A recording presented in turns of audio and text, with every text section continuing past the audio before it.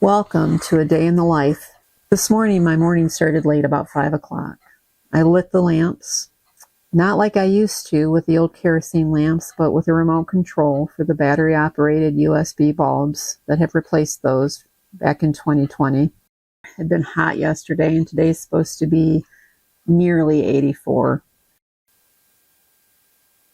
Through with as far as north as we are, humid days are so few that I feel guilty complaining of them, having lived for the first 45 years of my life in southern Michigan, where the humidity can last the majority of the summer. But we do have our humid days up here. Our humidity can be anywhere from a week. We've had it up to 5 weeks before, where the heat of the day gives little care to the night, and the cool that usually moves through the upper part of northern Michigan is non-existent. I have to plan strategically for those days, where lighting the wood stove in the morning is a must and rarely cares about the heat. But if I'm diligent and have my chores lined up, I should be able to get by with just a couple hours of letting it burn. It's not until that you live life like this do you appreciate some of the modern conveniences that we don't see, even though we use them every day and they're in our home, such as a water heater. That might be one of the greatest inventions to mankind. Running water, those are the things I guess I miss the most.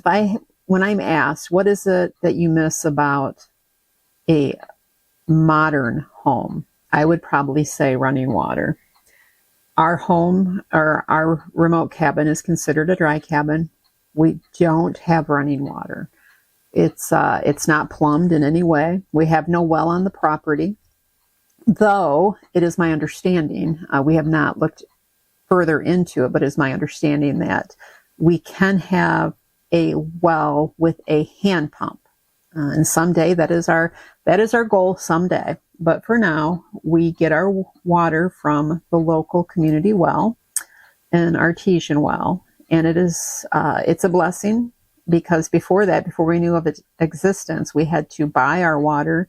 There was not a place to refill the gallons. We collected rainwater for washing. So good, clean artesian well water is a gift. We do gather it in 5-gallon buckets, and as we've aged, we find that it is harder to handle. Ron right now can't really handle them at all due to his arthritis.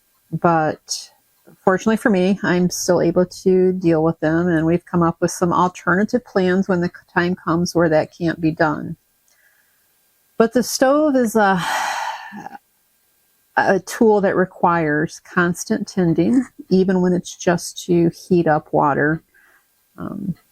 It's not your convenient gas or electric stove. And that's not to say that running this wood cook stove is difficult. It's not, once you get the hang of it, but it does acquire our attention. And attention is something that is a precious commodity in this day and age.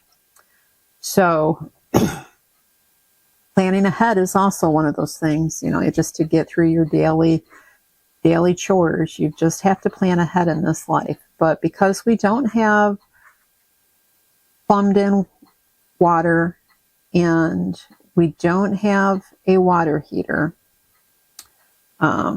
this is how we have to do it. In the winter, the stove is going constantly. So keeping 4 to 5 gallon stock pans on the stove is not a big deal. The stovetop's hot, so if I'm not ready to do dishes right away, I can add the water about an hour before it's time for dishes, and I can use it that way. If it's a busy cleaning day where I've got laundry and other wash up type things to do, then the pans get refilled and don't really come off until I'm done for the day with washing. But in this situation, because I want the fire to go for as little time as possible, I get all of my pans, my normal water pans, plus I pull out the sap pans, and I will warm up my water pans. I used to have 5, but I'm down to 4 right now. I'll warm those up. Actually, I get them boiling, quite honestly. And then I pull them off, and then I will put on the open sap pans, and I will work backwards. Once those are hot, I'll use those and then use my covered stock pots. But it's, as long as that top has any heat in it, we will keep water on top of the stove. I use, we use welding gloves at our cook stove. Seems a bit overkill, I know, for those of you that are familiar with welding gloves, but in the winter, that stove firebox, because it's constantly going, can get really hot, and putting logs in, you can burn yourself fairly easy. So this is a nice way. It takes the concern, the pressure out when feeding, but also because they're constantly moving pans around, the handles of those pans can get really hot. So I find that in the winter or in the summer months, when the stove is not constantly going, like I'll throw, if I have a paper towel, instead of throwing it in the garbage, I will put it into the firebox to incinerate it. And if the fire is out, I will just, my brain says, okay, fire's out, danger of being burned, over, go ahead and open the firebox. And usually 95% of the time, I'm aware of what I'm doing. And so I'll just open up the firebox with my fingers because, again, the fire's been out, stove's all cooled down. But I also get very preoccupied while I'm doing things, whether it's conversation or thinking about things, you know how it goes. And I'm always afraid that I will grab, without thinking, that firebox door and open it without a pair of gloves when it's actually going. So I try to wear the gloves almost every time I'm at the stove. Even in this video, you'll see at one point in time, I don't have a glove on and I'm moving pans around, and one of those handles was really hot, and I pulled my hand away, but it's a good reminder. So safety is like an utmost thing in this situation. I will make sure that the dogs are away. Now, the dogs will come around. They'll sleep under the stove, even when I have a hot water pan. If I remove a water pan and it's got boiling water in it, I will slide it with the lid on under the reservoir there. That way nobody kicks it and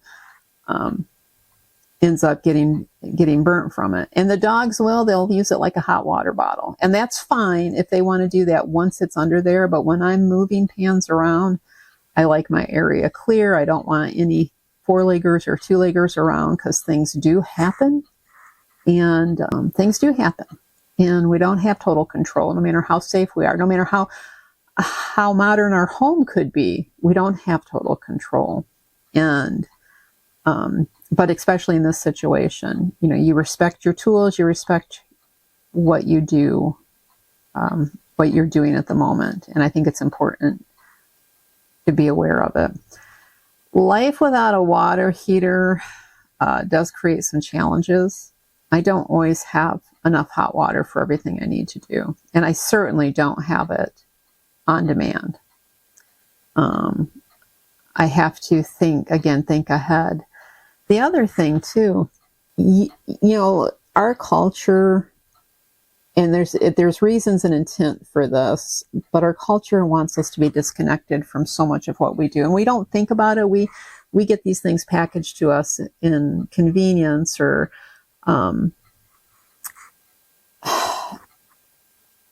it takes away the oppression of whatever thing they're trying to market. But we are disconnected from the amount of water we use. And I think that to an extent that's a disservice, because even those that push, the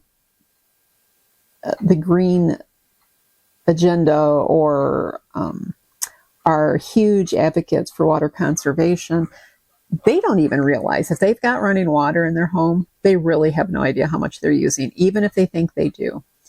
And running a dishwasher that is water conserving, usually my understanding is you have to run it twice. Flushing a toilet, those conserving water toilets always have to be flushed twice. So you're not really saving anything. It's like those plastic bags that they give you at the store. If you use them, they have to double the bags because they're so thin. So even when we're, quote, conserving, we're not, because we're still disconnected to what we're using. And of course, you can't be on the floor in our home without somebody thinking you're down there just for them.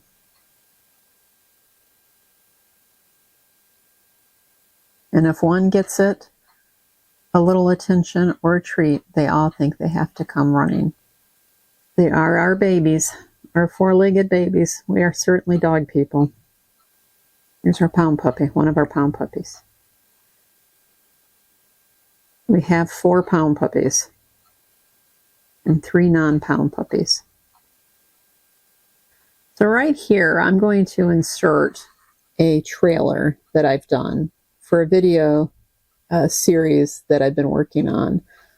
And I just wanted to let you guys know I brought it up several months ago. I heard positive feedback for the video idea, and that's what we're doing. So I just wanted to give you an intro and invite you guys to, now we're not done with this video, but I wanted to throw it in here to make sure that, you know, it was seen and let you guys know what's coming up. Come explore with us why we ended up moving off-grid to a remote cabin. What was our motivating factor and how did we do it? Was it insanity or grit that caused us to make this journey? In this video series, you will see how we cleared our land by hand and how we made a home in an RV while we schooled our children, kept our family together. You'll see how we adapted to make more space from our 7-foot wide, 30-foot long RV while we waited to get into our luxurious cabin of 30-foot long and 16-foot wide. Thankful for our family unity and being together. Still having time to make sure that we made memories, explored our property, met the challenges that we had no idea we were going to face, and with the choices we made, carrying each building supply back to our remote cabin on Shank's pony and facing weather like we had never experienced before. In one of the snowiest winters that the snowiest place this side of the Rockies had seen in years, our first year here. Come learn with us and share our memories as we remind ourselves why we came here in this once terrifying remote place that now seems like home and isn't quite as remote as it once felt.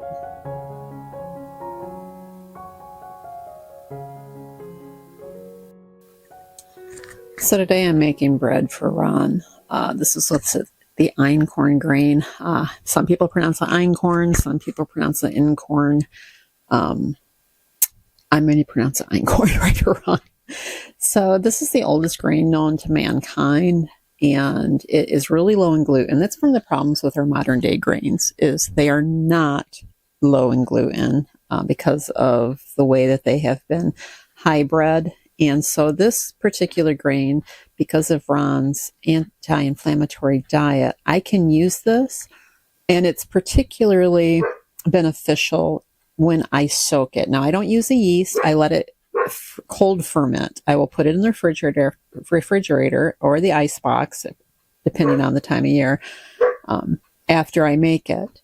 And I will let it ferment. Normally, anywhere from at least 24 is the minimum I like it to ferment, up to 96 hours. And the sweet spot for low gluten, for lowering the gluten, for getting the best flavor, for making it the most digestible, is around 48 hours, 48 to 72 hours.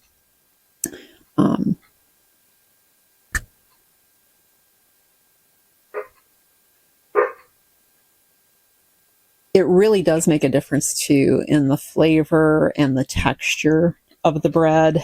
Lots of people, if you use a fresh ground wheat of any kind, if you're not using an all-purpose flour mixed in, or if you don't sift it out the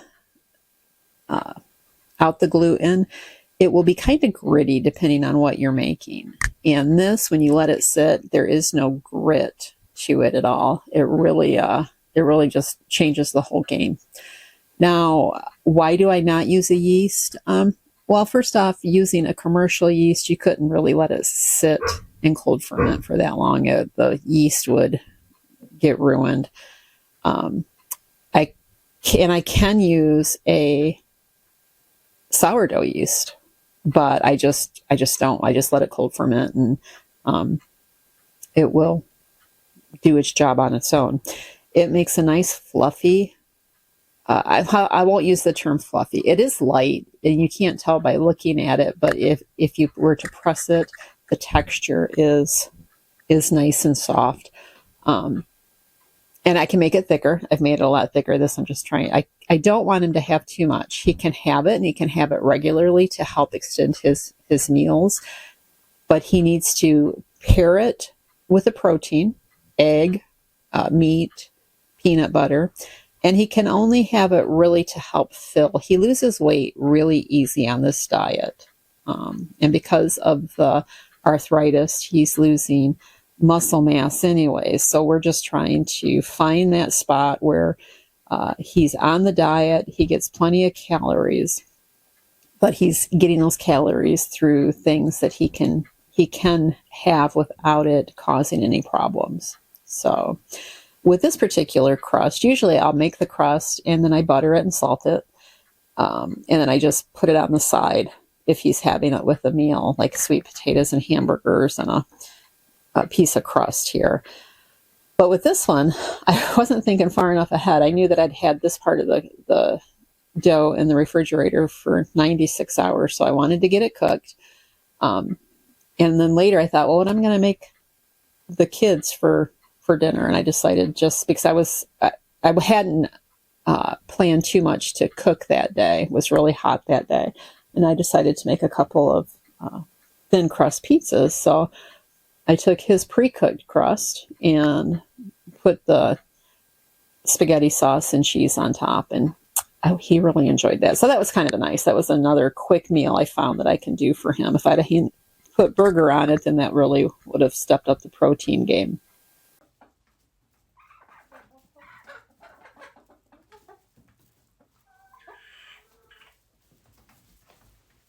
So these are our barred rocks that we got early in the year. And some of you might remember seeing them in the earlier videos when they were in the little totes in the house. But this is just the inside of our chicken coop. I showed it to you guys in another video. Ron and Zebulon made these new layer boxes. We didn't have any lumber, but we had some old 5-gallon buckets. So they took those, and we needed to change our layer boxes around, and we put those in there. So the chickens have investigated, and they seem to approve in it. So we can't wait to start getting some eggs from these girls. Our old birds, takes 4 of them to lay 1 egg a day. They cheer each other on.